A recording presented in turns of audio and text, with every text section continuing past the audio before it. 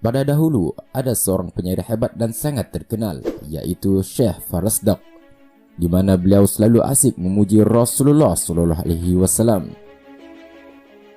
Beliau mempunyai kebiasaan melakukan ibadah haji setiap tahunnya. Suatu waktu, ketika beliau melakukan ibadah haji, kemudian datang untuk berziarah ke makam Rasulullah SAW dan membaca kasidah di makam beliau.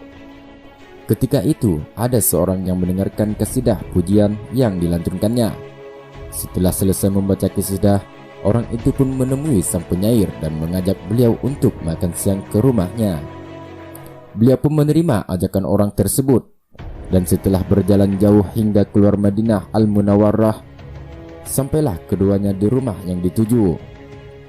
Sesampainya di dalam rumah, orang tersebut memegangi sang penyair dan berkata, "Sesungguhnya aku sangat membenci orang-orang yang memuji-muji Muhammad, dan aku bawa engkau di sini untuk kugunting lidahmu." Maka orang itu pun menarik lidah beliau, lalu mengguntingnya dan berkata, "Ambillah potongan lidahmu ini dan pergilah untuk kembali memuji Muhammad." Maka sang penyair pun menangis karena menahan rasa sakit dan juga sedih karena tidak bisa lagi membaca syair untuk Sayyidina Muhammad SAW. Kemudian beliau datang ke makam Rasulullah SAW seraya berdoa, "Ya Allah, jika penghuni makam ini tidak suka atas pujian-pujian yang aku lantunkan untuknya, maka biarkanlah aku tidak bisa lagi berbicara seumur hidupku, karena aku tidak butuh kepada lidah ini kecuali hanya untuk memujimu dan memuji nabimu. Namun jika engkau dan nabimu ridha, maka kembalikanlah lidah ini ke mulutku seperti semula." Beliau terus menangis hingga tertidur dan bermimpi berjumpa dengan Rasulullah SAW yang berkata, "Aku senang mendengar pujian-pujianmu, berikanlah potongan lidahmu." Lalu Rasulullah SAW mengambil potongan lidah itu dan mengembalikannya pada posisi semula. Ketika itu sang penyair itu pun terbangun dari tidurnya.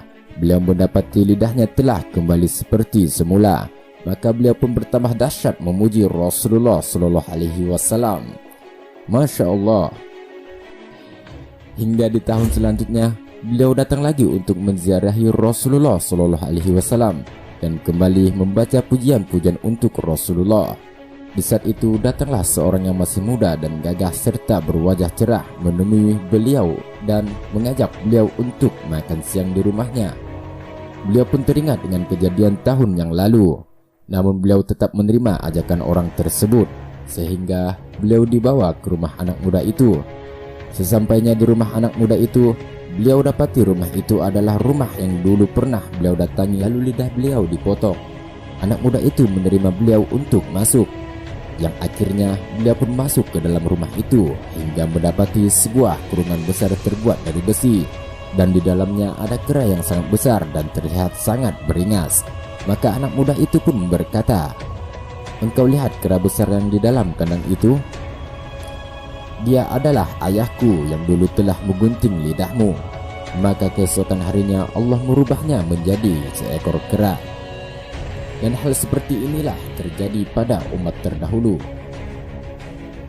Sebagaimana firman Allah Subhanahu wa Ta'ala, "Maka setelah mereka bersikap sombong terhadap segala apa yang dilarang, kami katakan, jadilah kalian kera yang hina."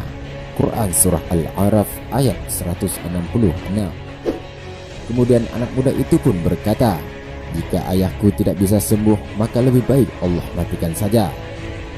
Maka Syekh Farasdak pun berdoa, "Ya Allah, aku telah memaafkan orang itu dan tidak ada lagi dendam dan rasa benci kepadanya." Dan seketika itu pun Allah Subhanahu wa Ta'ala mematikan kera itu dan mengembalikannya pada wujud semula. Subhanallah. Semoga kisah ini menjadi bahan renungan kita bersama. Mungkin ini saja video dari kita, semoga bermanfaat. Jika ada yang salah, semoga dimaafkan. Assalamualaikum warahmatullahi wabarakatuh.